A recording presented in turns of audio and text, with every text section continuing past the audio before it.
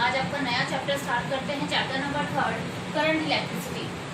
देखिए, आपको पता है जब चार्जेस रेस्ट पे होते हैं, when charges are at rest, तो आपने चैप्टर फर्स्ट में पढ़ा वो इलेक्ट्रोस्टैटिक्स में।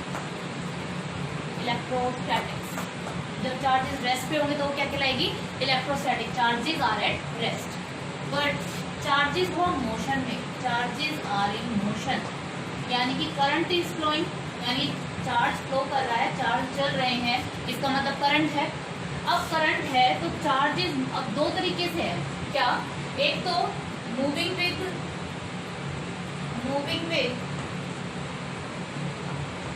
कांस्टेंट वेलोसिटी,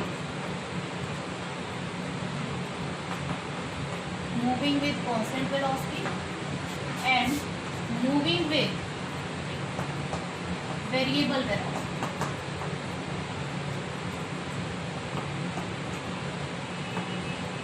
देखिए, चार्जेस अगर रेस्ट पे होते हैं तो वो कहलाती है आपकी इलेक्ट्रोस्टैटिक्स, ठीक है।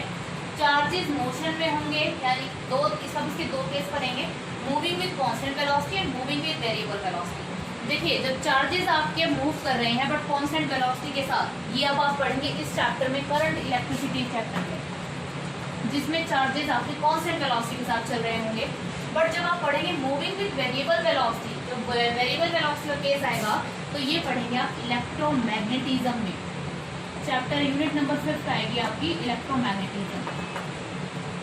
तो याद रखना, अब आपका एक चार्जेस आर एट रेस्ट, जो मैंने फर्स्ट चैप्टर कराया इलेक्ट्रोस्टैटिक्स वो था, और चार्जेस आर इन मोशन क्या है? चार्जेस मोशन में जब आपकी मूविंग विद कांस्टेंट वेलोसिटी के साथ चल रहा हो, यानी कि चैप्टर नंबर 3 करंट इलेक्ट्रिसिटी। बात आता है व्हाट इज करंट। करंट क्या होता है? करंट को रिप्रेजेंट किया जाता है आई से। आपने पढ़ा होगा rate of flow of charge, rate of flow of charge is called current, यानी कि I is equals to Q by T। किस रेट से चार्जेस फ्लो कर रहे हैं वो क्या कहलाएगा? आपका करंट। करंट की SI यूनिट होती है एम्पियर। क्या होती है? एम्पियर। चार्ज की होती है कूलाम, COULOMB, कूलाम, टाइम की सेकेंड। क्लियर है? करंट की SI यूनिट एम्पियर, चार्ज की कूलाम, टाइम की सेकेंड। कोई आपसे पूछे व्हाट इज 1 एम्पियर, तो क्या आ जाएगा? 1 ampere is equals to 1 coulomb upon 1 second, यानी कि जब 1 सेकेंड में से 1 सेकेंड में 1 कूलाम चार्ज जब फ्लो होता है तो उस क्वांटिटी को क्या कहते हैं? 1 एम्पियर, ठीक है। I is equals to Q by T। मान लीजिए ये आपका एक कंडक्टर है, ठीक है, कोई भी कंडक्टर है, तो आपने इतना तो पढ़ा है, कंडक्टर्स कंडक्ट करते हैं मेटल्स, इसके अंदर फ्री इलेक्ट्रॉन्स होते हैं।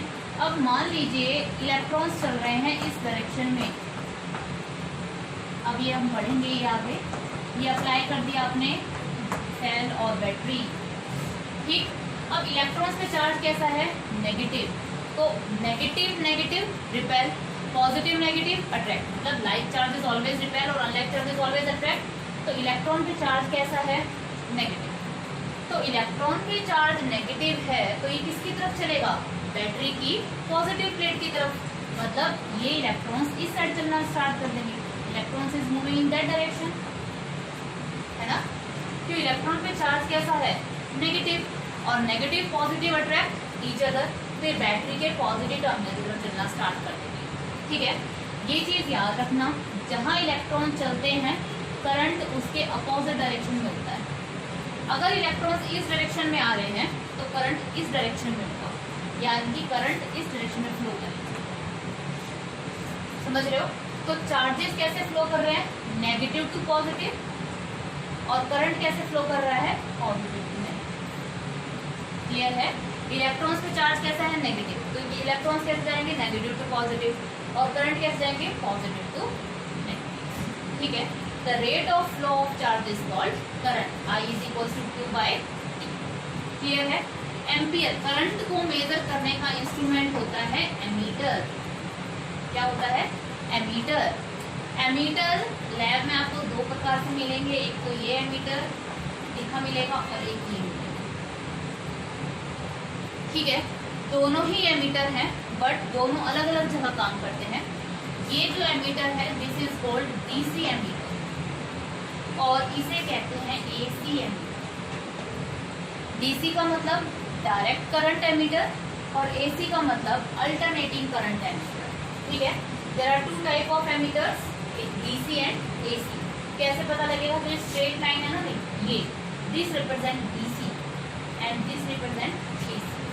ठीक है, डायरेक्ट करंट और अल्टरनेटिंग करंट एमीटर। ठीक है, चार्जेस मोशन में होंगे तो दो तरह के केसेस आएंगे आपके, moving with constant velocity and moving with variable velocity. Clear है?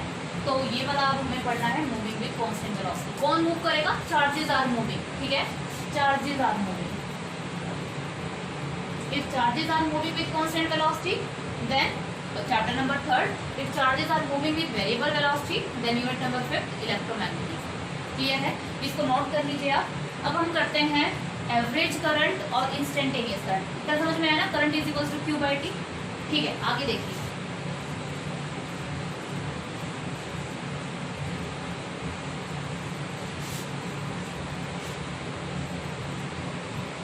देखिए average current, I average. Average current को लिखोगे आप delta Q by delta T. और एक करंट होता है instantaneous current, I instant delta D Q by D. क्या मतलब है इसका एवरेज और इंस्टेंटेनियस का? शायद ये आपको पहले भी बताया गया है। एवरेज करंट, सपोज एक एग्जांपल लेके चलते हैं। मान लीजिए आप एक ट्रिप के लिए गए, ठीक है, तो आपका ट्रिप था मॉर्निंग से लेकर कोई टू वनडे टू, आप मॉर्निंग से निकले और इवनिंग में वापस आ गए।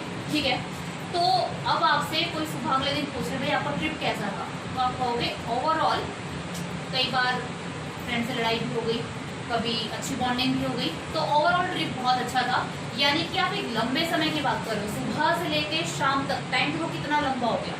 जब आपने सुबह से लेके शाम तक ओवरऑल परफॉर्मेंस बताई, आपको पूरे दिन की, कि आपका पूरा दिनचर्या कैसे रही, आपने क्या किया, एंजॉय किया, कभी निराश हो गए, कभी फ्रेंड के साथ लड़ाई हो गई, तो पूरा टाइम ड्यूरेशन देखो सुबह से लेके शाम तक का क्या था, बहुत लंबा टाइम था। तो उस टाइम पे जो करंट कहलाएगा वो एवरेज करंट कहलाएगा when time period is large. When time period is large, अगर आपका समय बहुत लंबा है तो उस टाइम जो करंट निकलता है उसे बोलते हैं एवरेज करंट। ठीक है, अब मैं कहूँ व्हाट इज इंस्टेंटेनियस, इसका मतलब है इंस्टेंटेनियस, यानी कि एकदम किसी इंस्टेंट पे, किसी पर्टिकुलर इंस्टेंट पे। अब मैं कहूँ ये बताओ कि आपका शाम को 5 बजे आपका क्या हुआ, एग्जैक्ट शाम को 5 बजे आपकी फ्रेंड के साथ लड़ाई हुई, आप कुछ खा रहे थे या आपके साथ फ्रेंड के साथ खेल रहे थे, तो देखो टाइम इंटरवल बहुत छोटा है, 5 बजे। मैंने पूरा ड्यूरेशन नहीं पूछा, मैंने छोटे से इंटरवल के लिए पूछा। जब टाइम पीरियड बहुत ज़्यादा छोटा होता है, when time period is too small, तो उस टाइम जो करंट निकलेगा वो क्या निकलता है, इंस्टेंटेनियस करंट निकलता है। ठीक है, यही से इंस्टेंटेनियस की डेफिनेशन निकलती है। देखो I instantaneous is equals to delta Q by delta T, but delta T tends to 0। मतलब टाइम इतना छोटा हो कि वो एवरेज करंट से क्या करंट बन जाए, इंस्टेंटेनियस। बहुत छोटा हो तो डेल्टा क्यू बन जाता है डी क्यू और डेल्टा टी बन जाता है डी टी। तो मैंने सीधा लिख दिया I instant is equals to D Q by D. ठीक है, तो दो प्रकार के करंट होंगे, एवरेज करंट और इंस्टेंटेनियस करंट। एवरेज करंट के लिए फॉर्मूला यूज करोगे delta Q by delta T, और इंस्टेंटेनियस करंट के लिए यूज करोगे D Q by D T.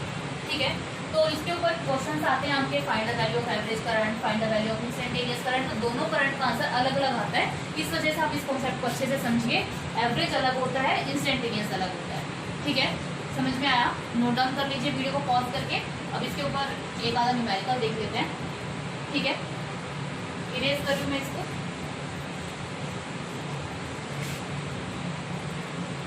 Question देखिए, question is if Q is equals to t square plus 4t plus 5 find I instant at t equals to 3 seconds and I average from t equals to 0 to t equals to 2 seconds। ये question video को pause करके note कीजिएगा। क्या है, if q is equals to T square plus 4t plus 5 ये दे रखा है। आपको इंस्टेंटेनियस करंट निकालना है 3 सेकंड पे, किसी पर्टिकुलर इंस्टेंट पे निकालना है 3 पे, और एवरेज करंट एक लंबे समय के लिए 0 से 2 टाइम इंटरवल पड़ गया, जबकि ये किसी पर्टिकुलर इंस्टेंट पूछ रहा है। ठीक है, चलो देखते हैं। सबसे पहले आई इंस्टेंट को निकाल लेते हैं। आई इंस्टेंट का फॉर्मूला क्या था, I instant is equals to D Q by D T, D by D T, Q की वैल्यू पुट कर दो, कितना है Q, T square plus 4t plus 5। आपको इसका डिफ्रेंसिएशन करना है। ठीक है, तो डिफ्रेंसिएशन आपका d by D T of इसका भी होगा t स्क्वायर का, d by D T of 4t and d by D T of 5। बहुत बार मैंने आपको डिफ्रेंसिएशन बता रखा है, d by D T power x कोई भी जनरलाइज फॉर्मूला है, तो आपकी सिर्फ जो पावर आगे आ जाती है वो पावर में से एक कम हो जाता है। ठीक है, इसमें पावर क्या है 2, तो पावर आगे आ जाएगी और पावर में से एक कम 2 माइनस 1 प्लस 4 कांस्टेंट है, t की पावर कितनी है 1, पावर आगे और पावर में से एक माइनस, और कांस्टेंट का डिफरेंशिएशन 0। ठीक है, तो 2 माइनस 1 1 2t प्लस 1 माइनस 1 0, किसी भी चीज़ की पावर 0 यानी कि 1, 4 इंटू 1 4 इंटू 1 4, तो कितना आ गया 2t प्लस 4। किस पे पूछा था आपका, t इक्वल्स टू 3 सेकेंड पे, तो आप क्या कीजिए, I instant at t equals to 3, यहाँ पे t को 3 पुट कर दीजिए, 2 इंटू 3 प्लस 4, 2 दिया 6 4 10, कितना करंट आ गया आपके पास 10 ampere. 10 ampere is the value of instantaneous current at t equals to 3 seconds. ठीक है स्टूडेंट्स, वीडियो को पॉज करके इसको नोट कर लीजिए। अब हम निकालते हैं एवरेज करंट। समझ में आया? देखिए आई इंस्टेंट और आई एवरेज अलग अलग आएगा। क्लियर है यहाँ तक? एवरेज देखिए,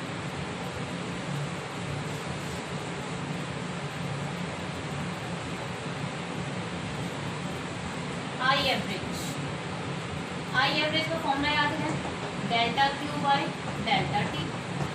डेल्टा क्यू का मतलब है क्या है, चेंज इन चार्ज। ओके, आपको किसके बीच में निकालना है, t इक्वल्स टू 0 और t इक्वल्स टू 2 सेकेंड। तो बेटा q में q 2 सेकेंड पे निकाल लो, माइनस q 0 सेकेंड पे निकाल के delta t change in time, final time minus initial time, 2 second minus 0 second. Charge में जहाँ जहाँ t है उसको 2 पुट कर दो, क्योंकि आपको t को क्या निकालना है 2 सेकेंड पे निकालना है। तो क्या बनेगा 2 का स्क्वायर प्लस 4 इंटू 2 प्लस 5। जब 0 सेकेंड पे निकालोगे तो 0 इंटू 0 प्लस 5, खाली 5 बचेगा। 2 माइनस 0 इज 2, 2 का square 4, 4 two 8 plus 5 minus 5 upon 2, कितना आ गया 12 अपॉन 2, कितना आ जाएगा 6 एम्पियर। सो ये इस तरह से आपका क्या निकलता है, एवरेज करंट निकलता है। देखिए इंस्टेंटेनियस करंट की वैल्यू कितनी आई 10 एम्पियर और एवरेज करंट की वैल्यू कितनी आई 6 एम्पियर। ठीक है, समझ में आया आई इंस्टेंट और आई एवरेज कैसे निकालते हैं।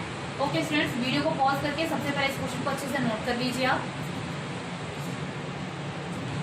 ओके स्टूडेंट्स, इस क्वेश्चन को देखिए, if I equals to T square plus 1 find charge q from flow a cross section between 0 to 3 second and also find the number of electrons that flow in this time. ठीक है, आपको क्या निकालना है, formula होता है I is equals to D Q by D T. ठीक है, डी क्यू आई की वैल्यू दे रखी है T square plus 1, D Q charge की निकालनी है डी टी, तो डी क्यू की वैल्यू कैसे निकलेगी, I into D T, T square plus 1 into D T. Complete charge की वैल्यू निकालें तो क्या कर दो, integrating both side, integrating both side. तो integration of D Q and integration of T square plus 1 into D T.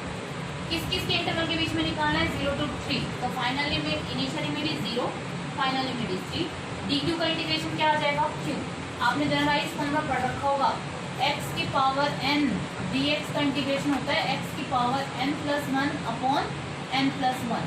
अगर आपको limits दे रखी हैं तो यहाँ एक कांस्टेंट नहीं आता, अगर वो डेफिनेट टाइप का होता है। तो अगर हमें यहाँ पे लिमिट्स नहीं दे रखी तो एक कांस्टेंट आता है। यहाँ पे हमें लिमिट्स दे रखी है तो किसी भी कांस्टेंट की जरूरत नहीं है, क्योंकि ये जो इंटीग्रेशन है हमारा किस टाइप का है? Definite integration. ठीक है, तो डी क्यू का इंटीग्रेशन हो गया क्यू। इंटीग्रेशन टी स्क्वायर, अच्छा आप ऐसे लिखेंगे ना, टी स्क्वायर डी टी का इंटीग्रेशन 0 to 3 प्लस 1 का भी तो इंटीग्रेशन होगा 1 into D T integration 0 to 3। Q is equals to X की पावर n कितने हैं? 2 प्लस 1 3 अपॉन 2 प्लस 1 क्या आ जाएगा? t की पावर 3 अपॉन 3 0 to 3 प्लस, यहाँ किसी भी चीज़ की कोई t नहीं है पर किसी भी चीज़ की पावर 0 तो है, किसी भी चीज़ की पावर 0 इज 1, तो क्या मैं इसको ऐसे लिख सकती हूँ t की पावर 0? कोई फर्क नहीं पड़ेगा, किसी भी चीज़ की पावर 0 इज 1, तो क्या बनेगा 0 प्लस 1 अपॉन 0 प्लस 1, तो कितना आ जाएगा t और 0 to 3।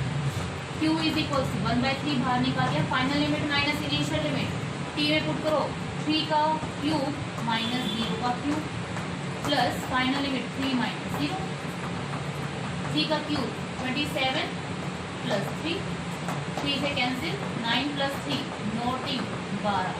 कितना आंसर आ गया आपके पास? q equals to 12 coulomb. ठीक है, इतना चार्ज फ्लो करेगा 0 से लेकर 3 सेकंड में इस इक्वेशन के अकॉर्डिंग। क्लियर है? अभी क्वेश्चन पूरा नहीं हुआ है, आपसे पूछा है also find the number of electron that flows in this time. इस टाइम में कितने नंबर ऑफ इलेक्ट्रॉन्स फ्लो करेंगे? तो देखो कैसे निकालना है, वीडियो को पॉज करके इसको नोट कर लीजिए। ठीक है, ओके। आपने वाला फॉर्मूला पढ़ा है इलेक्ट्रोस्टैटिक्स में, Q equals to NE। Charge कितना है? 12 coulomb 12 coulomb. Number of electrons निकालने और इलेक्ट्रॉन की चार्ज होता है 1.6 इंटू 10 की पावर माइनस 19। तो n की वैल्यू आ जाएगी 12 अपॉन 1.6 इंटू 10 की पावर माइनस 19। जब n को आप सॉल्व करोगे तो आंसर आ जाएगा 7.5 इंटू 10 की पावर 19 इलेक्ट्रॉन्स। इतने इलेक्ट्रॉन्स आपके फ्लो करेंगे। ठीक है, इसको सॉल्व कर लीजिए, इसको ऊपर ले जाइए। ठीक है, जब इसको सॉल्व करेंगे तो आपका आंसर आ जाएगा। ठीक है, तो इतने number of electrons will be flow in this time. Okay students, समझ में आया? तो आज की वीडियो में हमने एक नॉर्मल इंट्रोडक्शन पढ़ा, करंट के SI यूनिट के बारे में पढ़ा, एवरेज करंट और इंस्टेंटेनियस करंट के बारे में पढ़ा। अगर आपको कोई डाउट है तो मुझसे कमेंट बॉक्स में पूछ सकते हैं। Thank you so much.